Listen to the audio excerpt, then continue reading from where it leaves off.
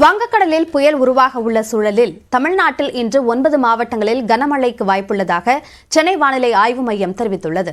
தென்மேற்கு வங்கக்கடல் பகுதிகளில் நிலவும் ஆழ்ந்த காற்றழுத்த தாழ்வு மண்டலம் அடுத்த 12 மணி நேரத்தில் புயலாக வலுப்பெறும் என்றும், பின்னர் காரைக்கால், மாமல்லபுரம் இடையே நாளை மறுநாள் காலை ஆழ்ந்த காற்றழுத்த தாழ்வு மண்டலமாக கரையை கடக்கக்கூடும் என்றும் தெரிவிக்கப்பட்டுள்ளது. இதனால் இன்று செங்கல்பட்டு, விழுப்புரம், கடலூர், மயிலாடுதுறை, நாகை, திருவாரூர், தஞ்சாவூர், புதுக்கோட்டை, அரியலூர் மாவட்டங்கள், புதுவை மற்றும் காரைக்கால் பகுதிகளில் கனமழை பெய்ய வாய்ப்புள்ளதாக கூறப்பட்டுள்ளது. நாளை செங்கல்பட்டு, விழுப்புரம், கடலூர், மயிலாடுதுறை, நாகப்பட்டினம், திருவாரூர், புதுச்சேரி மற்றும் காரைக்காலில் மிக கனமழையும் ஓரிரு இடங்களில் அதிகனமழையும் பெய்யும் என்று கூறப்பட்டுள்ளது. சென்னை, திருவள்ளூர், காஞ்சிபுரம், அரியலூர், தஞ்சாவூர் மாவட்டங்களில் ஓரிரு இடங்களில் மிக கனமழையும், ராணிப்பேட்டை, திருவண்ணாமலை, கள்ளக்குறிச்சி, பெரம்பலூர், திருச்சிராப்பள்ளி, புதுக்கோட்டை, சிவகங்கை, ராமநாதபுரம் மாவட்டங்களில் கனமழை பெய்ய வாய்ப்புள்ளது. நாளை மறுநாள் சென்னை, திருவள்ளூர், காஞ்சிபுரம், செங்கல்பட்டு, விழுப்புரம், கள்ளக்குறிச்சி, கடலூர் மாவட்டங்கள், புதுவையில் ஓரிரு இடங்களில் அதிகனமழை பெய்யும் என்று கணிக்கப்பட்டுள்ளது. ராணிப்பேட்டை, திருவண்ணாமலை, பெரம்பலூர், அரியலூர், தஞ்சாவூர், திருவாரூர், மயிலாடுதுறை, நாகை, காரைக்காலில் மிக கனமழையும், வேலூர், திருப்பத்தூர், கிருஷ்ணகிரி, தருமபுரி, சேலம், நாமக்கல், திருச்சிராப்பள்ளி, புதுக்கோட்டை, கரூர் மாவட்டங்களில் கனமழையும் பெய்ய வாய்ப்புள்ளது. இதனிடையே நாளை மறுநாள் வரை வட தமிழக கடலோரம், புதுவை மற்றும் காரைக்கால் பகுதிகளில் பலத்த தரைக்காற்று மணிக்கு 50 முதல் 60 கிலோமீட்டர் வேகத்தில் வீசக்கூடும் என்று தெரிவிக்கப்பட்டுள்ளது.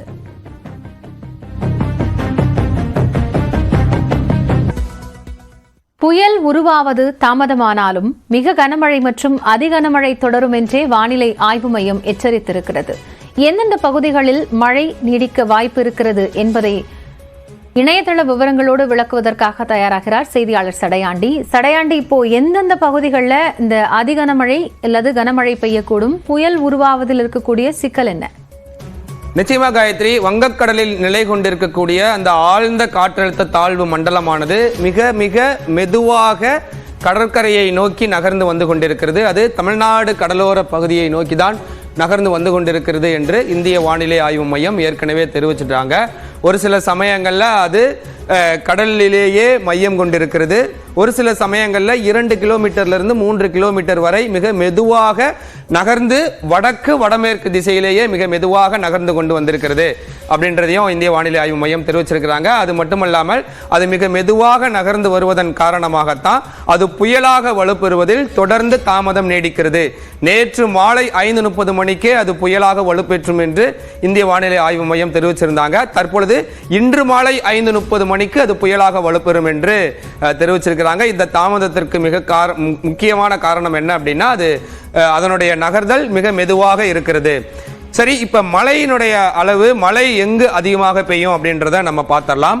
இது தொடர்ந்து வடமேற்கு திசையிலேயே நகர்ந்து மகாபலிபுரத்திற்கு மிக அருகில அது கரையை கடக்கும் என்று இந்திய வானிலை ஆய்வு மையம் மிக துல்லியமாக தெரிவிச்சிருக்கிறாங்க.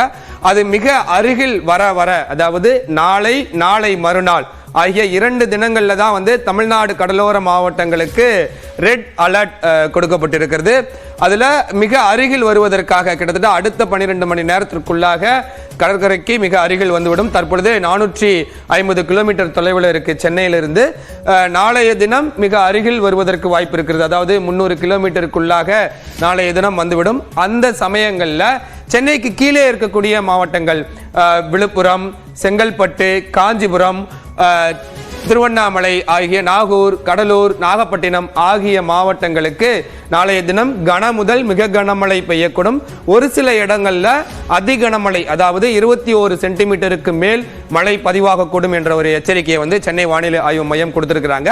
அது தொடர்ந்து வடமேற்கு திசையிலேயே நகர்ந்து வந்து கொண்டிருக்கிறது. 30ஆம் தேதி, அதாவது நாளை மறுநாள் தான் அது கரையை கடக்க போகுது.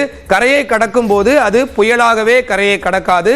ஆழ்ந்த காற்றழுத்த தாழ்வு மண்டலமாக வலு குறைந்து அதற்கு பிறகு காற்றழுத்த தாழ்வு மண்டலமாக படிப்படியாக வலு குறைந்ததற்கு பிறகுதான் அது கரையை கடக்கும் அப்படின்றதையும் சொல்லியிருக்கிறாங்க. கரையை கடக்கும் பொழுது அது புயலாக இருந்தாலும் சரி, ஆழ்ந்த காற்றழுத்த தாழ்வு மண்டலமாக இருந்தாலும் சரி, கன முதல் மிக கனமழை பெய்வது கட்டாயமா பெய்யும். ஒரு சில சமயங்கள்ல சென்னை ஒட்டி இருக்கக்கூடிய செங்கல்பட்டு, காஞ்சிபுரம், திருவள்ளூர் ஆகிய மாவட்டத்திலாம் அதிகனமழை கூட பெய்யக்கூடும் என்ற ஒரு எச்சரிக்கையும் சென்னை வானிலை ஆய்வு மையத்திடமிருந்து கிடைத்திருக்கிறது. எனவே இன்றைய தினம் பெரிய மழைக்கு வாய்ப்பு இல்லை. ஒரு சில சமயங்களில் லேசான மழைக்கு மட்டுமே தான் வாய்ப்பு. நாளை மதியத்திற்கு பிறகு நாளை இரவு 30ஆம் தேதி காலை 30ஆம் தேதி மதியம் இரவு ஆகிய சமயங்கள்ல தமிழ்நாட்டில் கடலோர மாவட்டங்கள்ல கனமுதல் மிக கனமழை, ஒரு சில சமயங்கள்ல அதி கனமழை பெய்யக்கூடும் என்ற ஒரு எச்சரிக்கை இந்திய வானிலை ஆய்வு மையத்திடமிருந்து கிடைக்கப்பெற்றிருக்கிறது. அடுத்த 2 தினங்களுக்கான மழை எச்சரிக்கை குறித்த விவரங்களை வழங்கியமைக்கு நன்றி சடையாண்டி.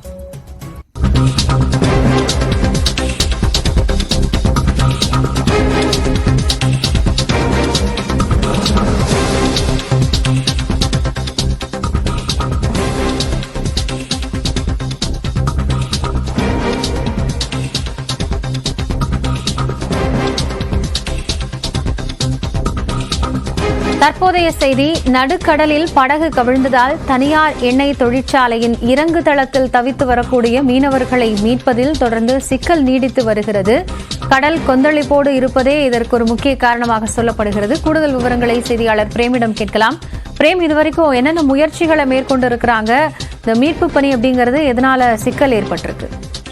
நிச்சயமாக காயத்ரி, அதாவது கடலூர் தைக்கால் தோரி மீனவ கிராமத்தைச் சேர்ந்த 6 மீனவர்கள் நேற்றைய தினம் ஆழ்கடலில் ஏற்கனவே வைத்திருந்த வலையினை எடுப்பதற்காக 2 படகில் சென்றிருக்கிறார்கள். அந்த 2 படகும் கடல் சீற்றம் காரணமாக படகு கவிழ்ந்து கடலிலேயே அவர்கள் விழுந்திருக்கிறார்கள். பின்னர் நீந்தி சித்திரப்பேட்டை அருகே இருக்கக்கூடிய தனியார் தொழிற்சாலையுடைய இறங்கு தளத்தில் ஜெட்டில் எனக்கூடுவார்கள், அந்த ஜெட்டில் தஞ்சமடைந்திருக்கிறார்கள். அங்கு ஏற்கனவே 2 கம்பெனியோட தொழிற்சாலை ஊழியர்கள் இருக்கிறார்கள். அவர்களை பாதுகாப்பாக வைத்திருக்கிறார்கள். இந்த நிலையில் இந்த தகவல் என்பது மீன்வளத்துறை அதிகாரிகளுக்கு கொடுக்கப்பட்டு தொடர்ந்து மீன்வளத்துறை அதிகாரிகள் அங்கு இருக்கக்கூடிய மீனவர்களிடம் பேசி வருகிறார்கள். அவர்கள் அங்கு உணவு அறிந்து கொண்டு நலமாக இருப்பதாகவே தற்போது தெரிவிக்கிறார்கள். இருப்பினும் மீன்வளத்துறை அதிகாரிகள் சார்பில் மீட்பதற்கான அனைத்து முன்னெச்சரிக்கை நடவடிக்கையும் எடுக்கப்பட்டிருக்கிறது. குறிப்பாக கடலோர காவல்படையை அணுகியிருக்கிறார்கள், இந்தியன் கோஸ்டல் கார்டு அணுகியிருக்கிறார்கள். ஆனால் யாரிடமே படகு என்பது தற்போது தேவை, அதற்கான படகு என்பது இல்லை என குறிப்பிடுகிறார்கள். குறிப்பாக கடலின் சீற்றமும் அதிக கொந்தளிப்பும் காணப்படுவதால் மீனவர்கள் படகு கூட அங்கு செல்ல முடியாத நிலை ஏற்படும். அப்படி மீனவர் படகு எடுத்து சென்றால் அதுவும் கவிழ்ந்து விபத்துக்குள்ளாகிவிடும் என்பதால் அணுகியிருக்கிறார்கள். ஆனால் கடலோர காவல்படையிடம் தற்போது கடலூர் மாவட்டத்தில் அதற்கான படகு இல்லை என குறிப்பிட்டிருக்கிறார்கள். அதனாலும் தொய்வு ஏற்பட்டிருக்கிறது. மீனவர்களிடம் இன்று காலை அவர்களுடைய உறவினர்கள் ஒரு கதறி அழுதிருக்கிறார்கள். உணவு பற்றாக்குறை ஏற்பட்டிருக்கிறது. எனவே தங்களை உடனடியாக இன்று மாலைக்குள் மீட்க வேண்டும் என கோரிக்கை வைத்தனர். அதையும் நாம் நியூஸ் 18 தொலைக்காட்சி சார்பில் காலை நம்ம பதிவு செய்திருந்தோம். நமது செய்தி எதிரொலியாக மீன்வளத்துறை அதிகாரிகள் அந்த உறவினரிடம் தற்போது கடல் சீற்றம் இருப்பதால் அந்த மீனவர்களை மீட்பதில் சிக்கல் ஏற்பட்டிருக்கிறது. அதே போல் அங்கிருக்கக்கூடிய மீனவர்களை தொலைபேசியில் தொடர்பு கொண்டு தற்போது கடல் கொந்தளிப்பவர்கள் மீனவர் உங்களை மீட்க எங்களால் முடியாது, எனவே இன்னும் 3 நாட்களுக்கு புயல் கரையை கடந்த பிறகுதான் உங்களை மீட்க முடியும், எனவே 3 நாட்களுக்கு அங்கே தஞ்சமடைய வேண்டும், பாதுகாப்பாக இருங்கள் என தற்போது கூறியிருக்கிறார்கள். ஏற்கனவே அந்த தனியார் தொழிற்சாலையுடைய 2 ஊழியர்கள் மட்டும் இருக்கிறார்கள். அவர்களுக்கு தேவையான உணவு மட்டும் தான் அங்கு இருக்கிறது. தற்போது இன்னும் 6 மீனவர்கள் அங்கு தஞ்சமடைந்திருக்கிறார். உணவு பற்றாக்குறை ஏற்பட்டிருக்கிறது. எனவே இந்தியன் கோஸ்டல் கார்டும் தமிழ்நாடு அரசும் தற்போது முயற்சித்து அவர்களை மீட்பு நடவடிக்கை எடுக்க வேண்டும் என மீனவர் வாழ்வுரிமை இயக்கத்தின் தற்போது பெரிய ஏகாம்பரமும் செய்தியாளர் சபையில் குறிப்பிட்டிருக்கிறார். இன்று மாலைக்குள் தமிழ்நாடு அரசு எந்தவித நடவடிக்கையும் எடுக்கவில்லை என்றால் நாங்கள் மீனவர்கள் எல்லாம் ஒன்று திரட்டி 10 படகுகள் சென்று மீனவர்களை மீட்க வேண்டிய நிலை ஏற்படும். எனவே உடனடியாக உணவில்லாமல் தவிக்கக்கூடிய 6 மீனவர்களை உடனடியாக மீட்க நடவடிக்கை எடுக்க வேண்டும் என்பதே தற்போது கோரிக்கை ஏற்படுகிறது. நன்றி பிரேம். மீனவர்கள் விரைந்து மீட்கப்படுவார்கள் என எதிர்பார்க்கலாம். சீர்காழி அருகே கடற்கரையோர பகுதிகளில் கடந்த அரை மணி நேரத்திற்கும் மேலாக கனமழை பெய்து வருகிறது. விவரங்களோடு செய்தியாளர் பிரசன்னா இணைகிறார். பேசலாம். பிரசன்னா, எந்த அளவிற்கு இப்ப மழையினுடைய தீவிரம் தொடர்ந்து இருக்கு? அதாவது காயத்ரி, சீர்காழி அருகே திருமலைவாசல், பழையார் உள்ளிட்ட கடலோர மீனவ கிராமங்கள் தற்போது கனமழை தொடங்கி பெய்து வந்துருக்கு. அதாவது வங்கக்கடல்ல உருவான குறைந்த காற்றழுத்த தாழ்வு பகுதி இன்று பெங்கல் புயலாக உருமாற உள்ளது. இதன் காரணமாக மயிலாடுதுறை, நாகை, கடலூர், திருவாரூர் உள்ளிட்ட டெல்டா மாவட்டங்களுக்கு மிக கனமழை பெய்யக்கூடும் என வானிலை ஆய்வு மையம் எச்சரிக்கை விடுத்திருக்குது. இந்நிலையில் சீர்காழி தாலுகா பகுதியில் உள்ள கடற்கரையோர மீனவ கிராமங்களில் கனமழை பெய்து தொடங்கி இருக்குது. நேற்று மாலை 4 மணியிலிருந்து இன்று காலை 11 மணி வரை சீர்காழி தாலுகா பகுதியில் மழை சற்று நின்று இருந்தது. நேற்று மதியம் 4:30 மணி வரை சீர்காழி தாலுகாவில் 4 சென்டிமீட்டர் மழை அளவு பதிவாகி இருந்தது. இந்நிலையில் தற்போது திருமலைவாசல், தொடுவாய், கூழையார், பழையார் உள்ளிட்ட மீனவ கிராமங்கள்ல கடற்கரையோர பகுதியில் கனமழை பெய்து வருகிறது. தாழ்வான பகுதிகளில் தேங்கி இருந்த மழை நீர் வடிந்து வரும் சூழ்நிலை தற்போது மீண்டும் மழை பெய்ய தொடங்கி இருக்குது. இதே போல மீனவ கிராமத்தில் உள்ள சுனாமி குடியிருப்பு பகுதியிலும் தண்ணீர் தேங்கி இருந்த தண்ணீர் வடிய தொடங்கி இருக்குது. ஆனால் தற்போது மீண்டும் மழை பெய்ததால் இந்த பகுதியில் தண்ணீர் வடிவதில் மீண்டும் சிக்கல் ஏற்பட்டிருக்கு. இதனால் இந்த மீனவர்கள் சோகத்தில் இருக்காங்க. அது மட்டும் இல்லாமல் புயல் எச்சரிக்கை காரணமாக சீரழித்தால் உள்ள 16 கிராம மீனவர்கள் கடந்த 7 நாட்களாக கடலுக்கு மீன்பிடிக்க செல்லாமல் 2000க்கும் மேற்பட்ட பைபர் படகுகளையும் 200க்கும் மேற்பட்ட விசைப்படகுகளையும் பாதுகாப்பாக கரையில் நிறுத்தி வச்சிருக்காங்க. காயத்ரி, நன்றி பிரசன்னா, விவரங்களை வழங்கியமைக்காக.